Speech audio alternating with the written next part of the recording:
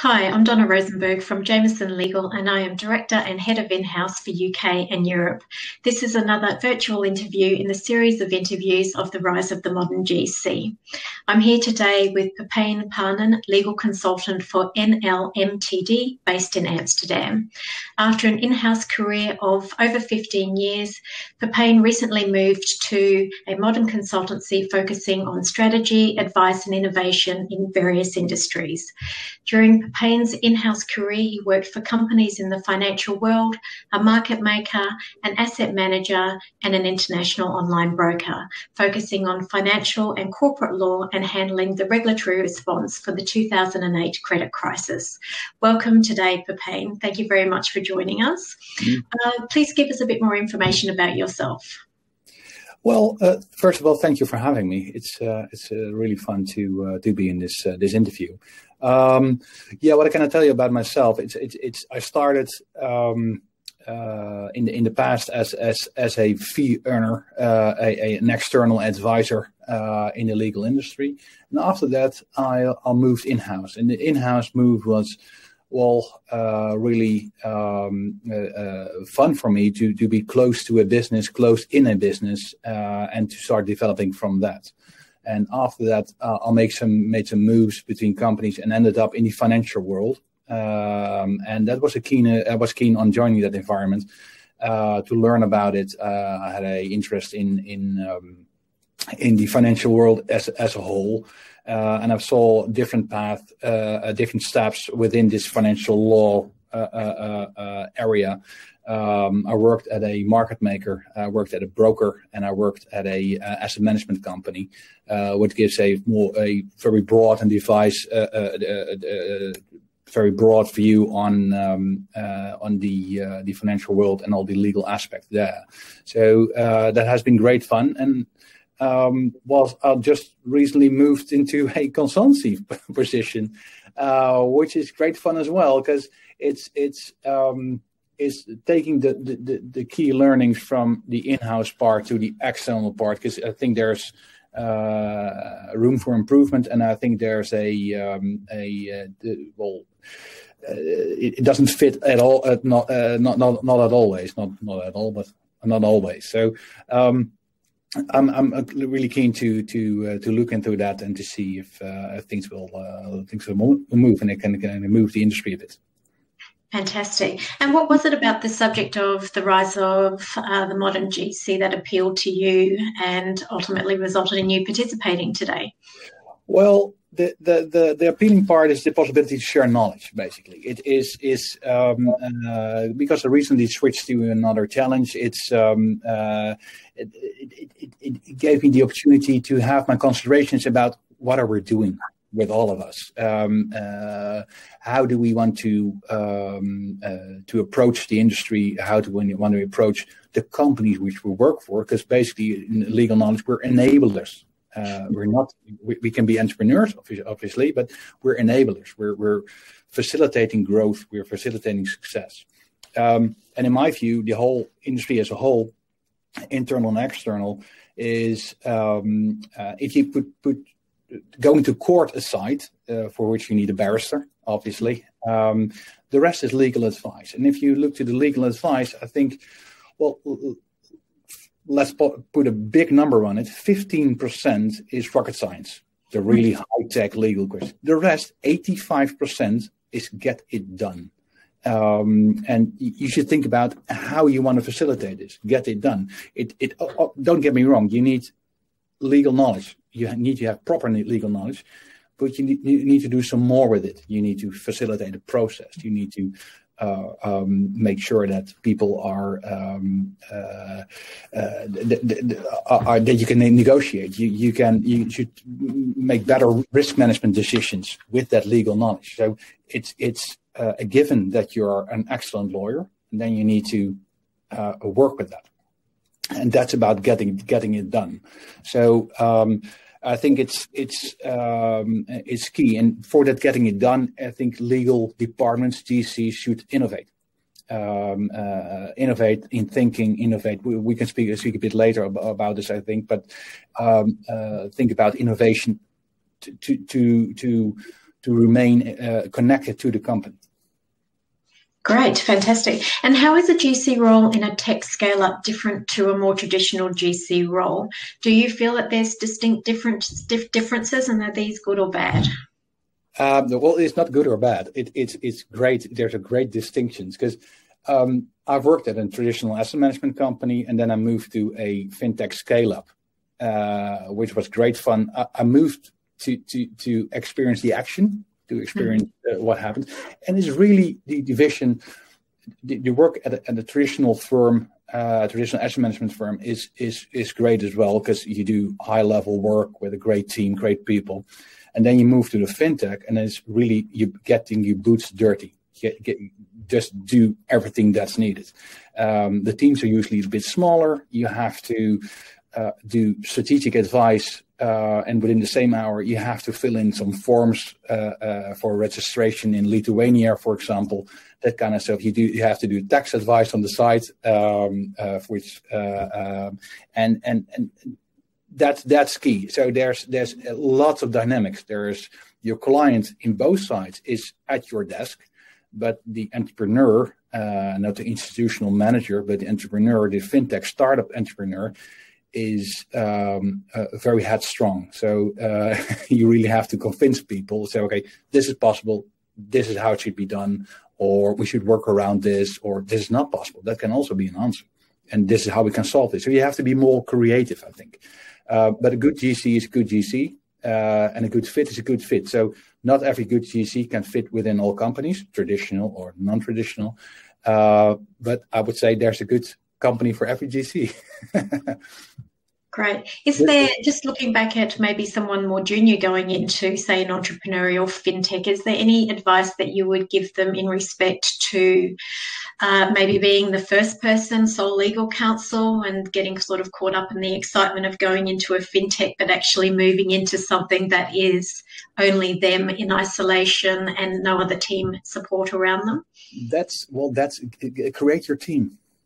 Think about your own manager then. And when you're experienced, let's say like me, then it becomes easier because you know your way around. But create your environment, create your team, who supports you, who coaches you, who you can just complain to, because you need that every now and then as well. Think about development. Where do you want to head up? What do you need to develop? What are the key topics? Do you have the knowledge? You know somebody who has the knowledge. You need an education. You need a registration, and it creates value for yourself and creates value for the company.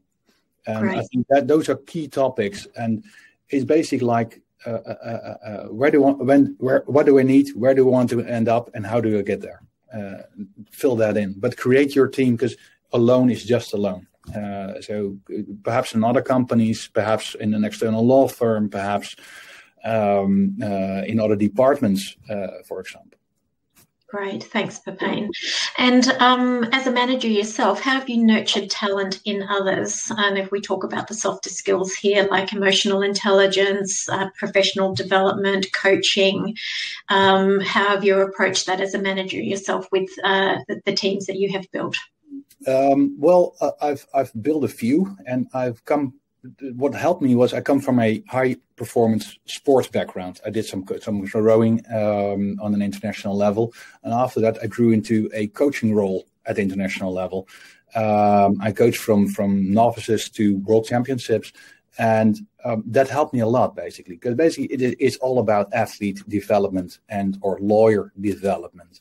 What I learned is the experience of a lawyer that experiences that I'm improving, that motivates a lot. And when a lawyer is motivated, or an employee is motivated, then they're doing the extra step. Then they read the extra book. Then they do try to really get to know what the company does.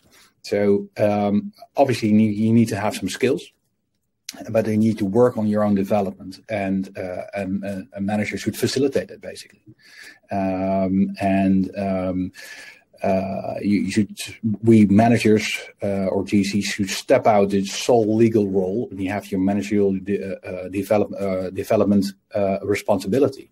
And that's, I think, how we should approach it. And it's basically education, learning on the job, but make that learning experience and this improvement experience a key topic for your team. And then they can learn from each other. They will become self-steering teams, because the ideal situation, I already mentioned it in my sports background, but also in a lawyer background, to become that you can be missed as a manager. You can just easily move away, and they're just self-steering. And obviously, they need a GC for make a decision or sign something or really complicated thing. But then we discuss. So the key topics is own responsibility and own initial motivation. Thank you. And with respect to risk, what do you feel is key to really understanding this in an in-house environment? Well, don't tell this to the risk managers, but we're all in the risk management business.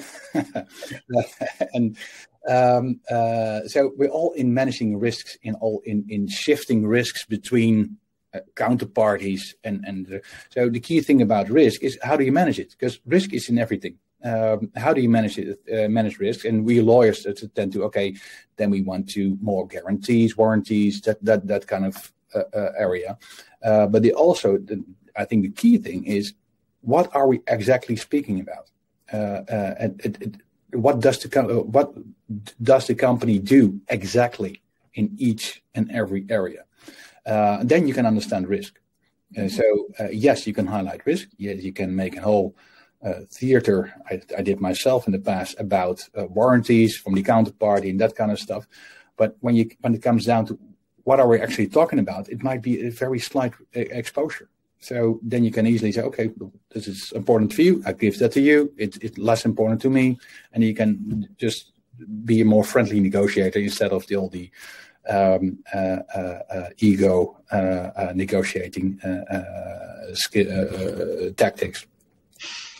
One of the things that, one of the words that gets used a lot in recruitment is somebody being comfortable with a high level of visibility in an in-house environment, and sort of the interpretation of that, or explaining to somebody, maybe a lawyer who's coming out of private practice, hasn't done a secondment, and to fully understand what visibility means. What would your comments be around this? Well, your client is at your desk. That's it. Just imagine your client is at your desk, and your client isn't a high-priced lawyer from the other side.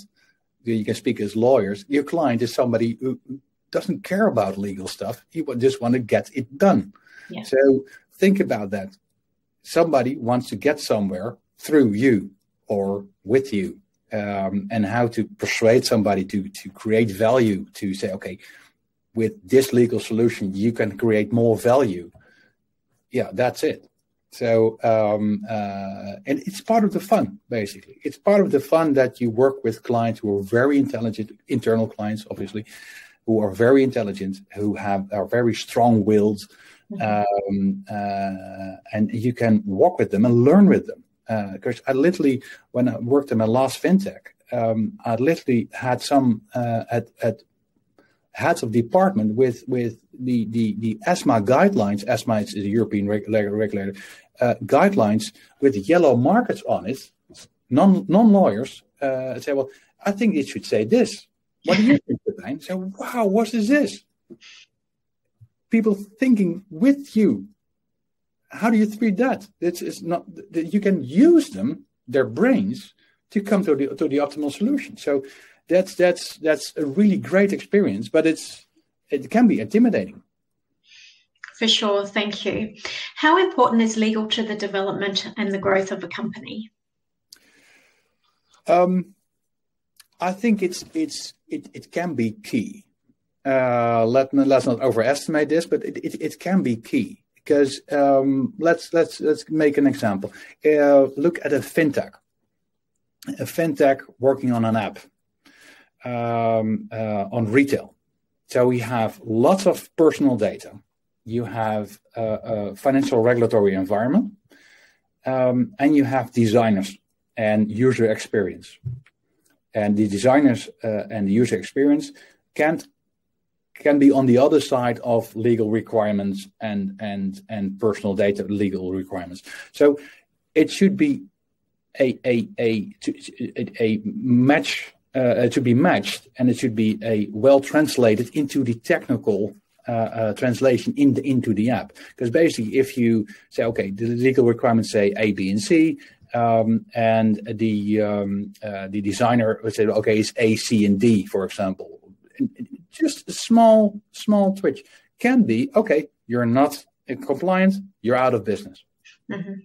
So to make the translation from a legal regulatory requirement and into how do you store data, where do you store data, how do you transfer it, what do you do?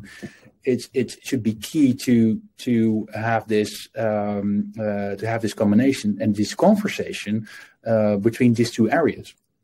So yes, legal can, if you understand the business, as stated before, then you can really drive growth of the company. Because if something goes wrong there, the company's out of business. So you can really work on creative solutions. And then come back to what I earlier stated, your legal knowledge is a given. Work with it. Work on your skills, work with all these bright minds, to use these bright minds to work on a great product. And then you can co-create within the company a great product. So you drive the growth of the company. Great. And do you see technology changing in-house legal teams? Yes. What I see there is tech is commonly, what I see in other companies, is used as a goal. Yeah, we're very teched up. We have great new apps or great new solutions. You see companies like big companies say we have your tech solution, and when you use it, all your problems are solved. And what you usually end up is and research has shown there's a big research company said, so okay, all the tech of the common tech solution is only 25% is used at its full range, which is very low. And then you see tech should be an enabler of the modern GC in the modern legal department. So what's the problem you want to solve with the tech? If it's like legal operations, it usually is creating simple legal processes to cheap employees or companies who can do that with standardized processes, and you have some tech solutions to facilitate that. But what does it help you? Is it the quality good enough? I've been in that area a lot, and it's really hard to find a independent, for example, a consultant or an independent company. So this is the best solution for you. I think if you look at it a bit broader, it's part of innovation, and innovation it doesn't equal tech. Innovation is like the way of working. For example, if you how to connect your legal department to the company. If the company goes agile, what do most lawyers are? Well, slightly panicking. How to speed things up. Then again, realize that you're an enabler, so you don't have a choice. You need to follow this. How to do that is key, I think. Boots on the ground is for legal. Some extra strategic advice on the floor. Perhaps you need this. And then tech. What's the optimal tech solution? One of the big four companies, who are all big four audit companies or consultant firms who have legal tech solutions, a small startup. Where to find this independent advice and to the optimal solution for you? And I think the optimal solution and the innovation approach is a mix of these three topics to create a bespoke suite, for example, a bespoke innovation suite for the for legal departments and GCs. Basically, because if you do that, you have a successful innovation approach. You remain connected to the company. You remain a value driver. And you can do the things you love. And usually lawyers want more time to do legal stuff. And the rest is to facilitate just that. Thank you. And what value add do you feel a recruitment company may bring when you're recruiting? Well, I always invested in recruitment companies because it's a job. And like the innovation approach, it enables you to do what you do best, what you like most. And if you need more people, you need the best people and the best connection to it. So you need people who have a network, understanding of the market, understanding of you. So that's what your GC or the legal department head should invest in the legal search or the legal recruitment company. They should understand you, and don't treat them like, oh, there they are again. Yeah, okay, thank you, bye-bye.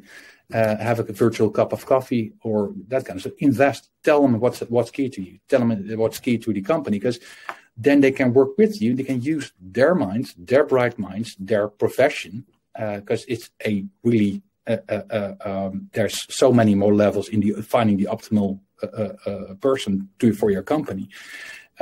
Also, that is a bespoke approach, I think. So invest and don't, and they can share with you something about the market. Is it hard to find people? What should you pay them? What they do require? Millennials, are they really different? I don't think so. That kind of stuff. They can share. What do the others do? They cannot share names, but they can share things about the industry you're in. So I would say reach out. I always had one on the side, and the rest, thank you. We're already serviced, but that's it. So make sure that you really invest and go for quality, not quantity. Fantastic. Thank you, Pepijn. Thank you very much for all of your time and insight today. It's very much appreciated. And it's been a pleasure working with you to get to this interview today. Anybody who has any questions for either myself or Pepijn, please don't hesitate to reach out to me via my email address at donna.rosenberg@jamisonlegal.com. If you are a head of legal, associate general counsel or general counsel and would like to participate in the interviews, I'm more than happy to share some information with you. So please also get in touch. In the meantime, please continue to stay safe. I look forward to staying in touch with you, Pepijn, and have a great day. Thank you. Thank you very much. Bye.